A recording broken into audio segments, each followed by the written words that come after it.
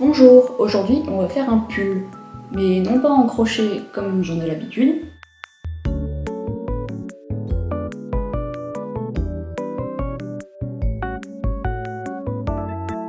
mais en tricot, parce que j'ai une amie qui m'a appris à faire du tricot il y a quelques mois.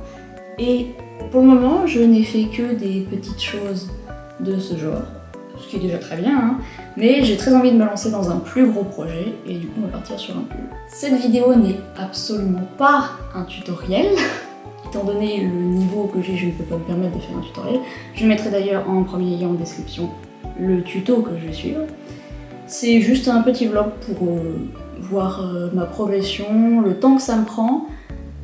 Me connaissant, ça peut soit se faire en une semaine, soit se faire en un an. Je veux pas me mettre de pression, parce que c'est pas ce dont j'ai besoin, mais j'ai quand même pour objectif de le finir avant l'hiver. Ce qui devrait être faisable étant donné qu'on est en août. Je vais commencer par faire un échantillon, parce que comme j'ai un très gros cerveau, j'ai évidemment choisi de prendre une laine qui ne correspond pas à celle du tuto utilisé. Donc je vais être obligée de faire un échantillon, après je vais devoir faire des calculs hyper savants pour maîtriser la chose. Bon, ça va être un bordel.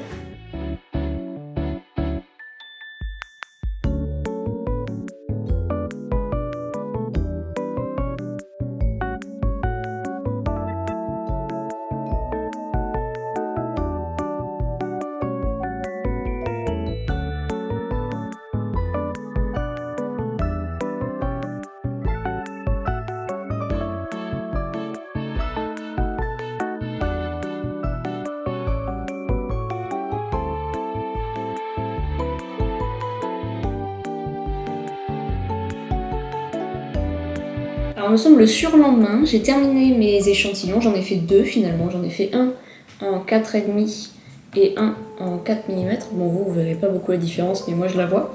Je vais partir sur du 4 mm finalement, comme elle le préconise d'ailleurs dans le tuto.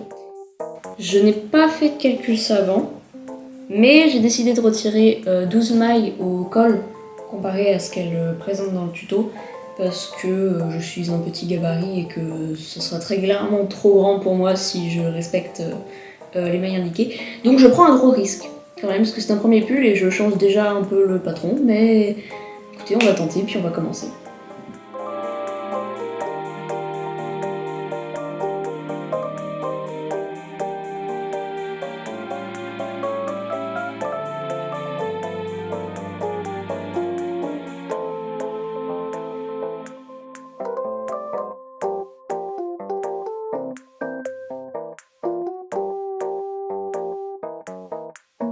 Alors nous sommes le surlendemain du surlendemain, j'espère que vous suivez, et j'ai chié dans la colle.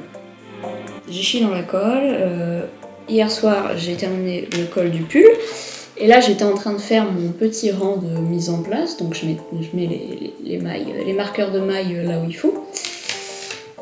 Sauf que les calculs sont pas bons. J'ai pas le bon nombre de mailles. Et c'est entièrement ma faute. Parce que comme je suis une ando qui se croit plus intelligent que les autres, je me suis dit je vais faire mes propres calculs. Je vais pas suivre le tuto.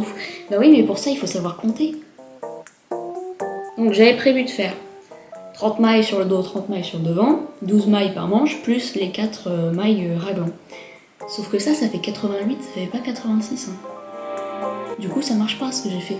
Là, ce que j'ai fait, bah ici, j'ai 15 mailles, et ici, j'en ai 13.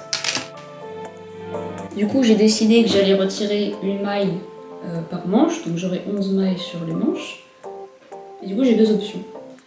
Soit je détricote tout mon rang, soit je glisse mes mailles, parce qu'en soi, c'est juste les marqueurs que je dois bouger. Mais j'ai peur de faire une connerie. 12 seconds later. Et je suis encore plus con que ce que je pensais en fait. J'ai pas besoin de détricoter. Les marqueurs, c'est des marqueurs que je peux bouger.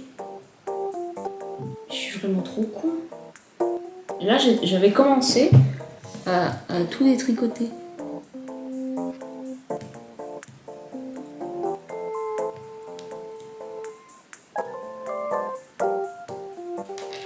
Ben voilà. Ça m'a pris 30 secondes.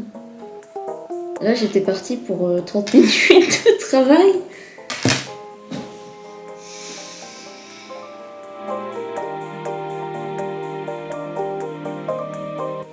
Quelques jours sont passés, j'ai pas mal avancé depuis la dernière fois qu'on s'est vu. J'ai terminé de creuser le col, ouais, j'ai commencé à faire pas mal de rangs. Alors j'ai fait quelques petites erreurs, notamment au niveau des raglans.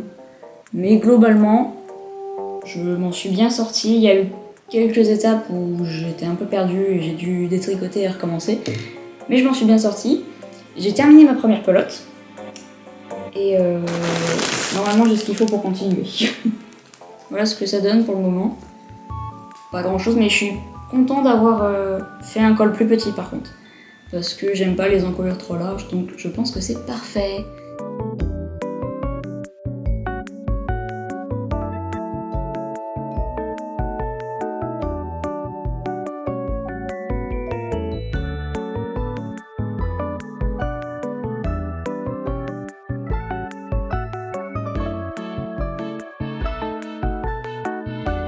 Alors j'ai pas mal avancé depuis la dernière fois qu'on s'est vu. J'ai pratiquement terminé l'étape des augmentations raglan. Mais évidemment je rencontre un problème. Le problème étant que quand j'ai joint mes 2 premières pelotes, j'ai pas fait attention et j'ai trop tiré. Comme j'ai pas l'habitude de travailler avec de la laine, d'habitude je travaille avec du coton, je serre très très fort. Sauf que là j'ai trop serré et ça a dénaturé le fil. Et du coup, j'ai 2 petits trous, voilà, dans le dos. Il faut que je répare ça, parce que je vais pas laisser ça comme ça. J'ai réfléchi à comment je pourrais le réparer. Au début je me suis dit je vais juste prendre un fil et une aiguille et puis je vais bidouiller un petit truc. Et après je me suis dit que j'allais faire en sorte de l'intégrer d'une certaine manière au design du pull, parce que c'est une première, et c'est pas grave si j'ai fait des erreurs, et c'est pas grave si on les voit. Ensuite, ma deuxième idée, c'était de récupérer un morceau de tissu, de broder quelque chose dessus et de le coudre sur mon pull. Mais en fouillant dans les affaires de ma mère, j'ai trouvé des petites étiquettes, des vieilles étiquettes. Et je me suis dit que j'allais partir sur cette idée-là finalement. Alors j'en ai 3, j'ai celle-ci, donc j'aime beaucoup le design, mais j'aime pas trop la couleur. Le bleu avec le marron, c'est pas un combo que j'aime, et en plus elle est encore très blanche. Sinon j'avais celui-ci aussi, mais du coup même problème, le bleu avec le marron je suis pas fan. Donc je pense que je vais partir sur cette étiquette là. Parce que j'aime bien les couleurs, j'aime bien le fait qu'elle est là un peu vieille, et je pense que ça ira très bien avec mon pull. Qui plus est, c'est à la bonne taille pour combler les 2 trous, alors que typiquement celle-ci ça peut combler qu'un seul des trous.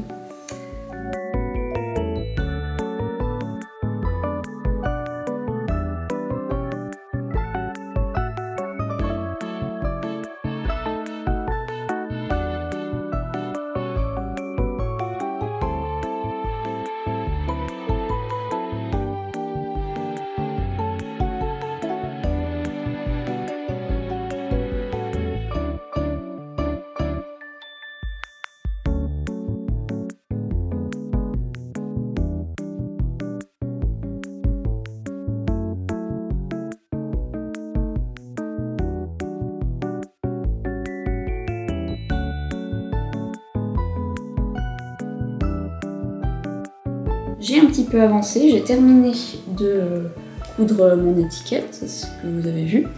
Et j'ai également terminé les augmentations raglan, et donc j'ai commencé la séparation des manches et du devant.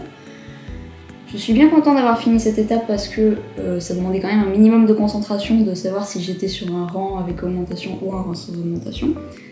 Je vais pouvoir continuer à faire tout le corps. Et ça va être bien parce qu'il n'y aura pas à réfléchir. Ce qui veut dire que je vais pouvoir tricoter où je veux, sans restriction et sans devoir me poser la question de ah oui, mais sur quel rang je suis. Donc c'est une bonne nouvelle.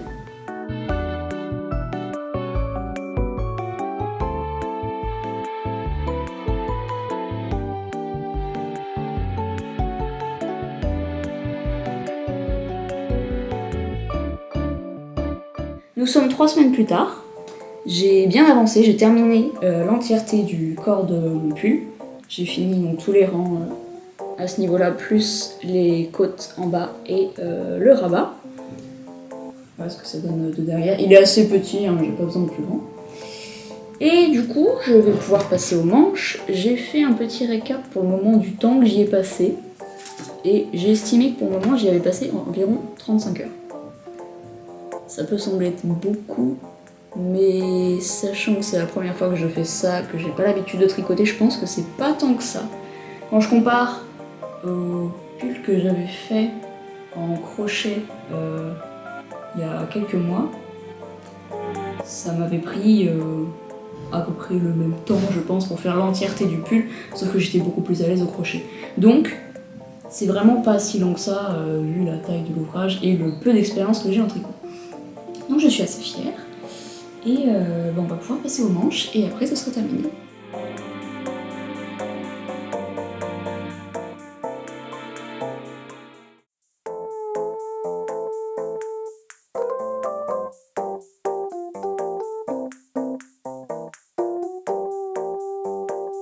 Nous sommes le 14 décembre et j'ai officiellement terminé mon pull. C'est pas tout à fait exact parce qu'il me reste une dernière petite étape, mais en soi, le pull est terminé. Voilà ce que ça donne. La dernière petite étape que je n'ai pas encore fait, c'est qu'il faut que je le bloque. Donc je le détrempe et que je l'épingle à quelque chose de manière à détendre les mailles et un peu à le façonner comme je veux.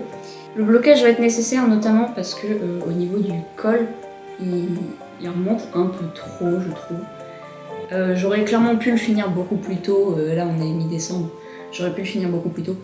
Mais j'étais occupée par les cours et par d'autres projets.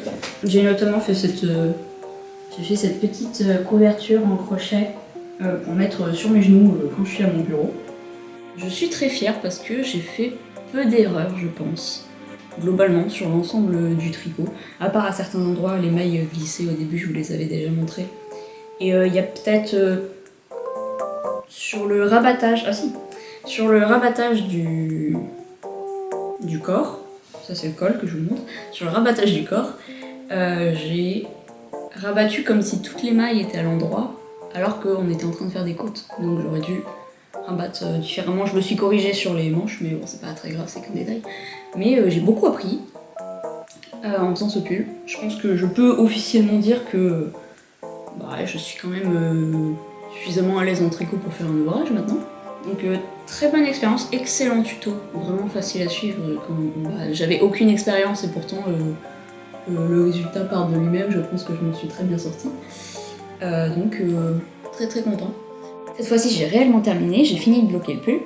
Au total, cet ouvrage m'aura pris environ 65 heures de travail, ce qui est pas tant que ça en considérant le fait que c'est la première fois que je fais du tricot à cette échelle-là.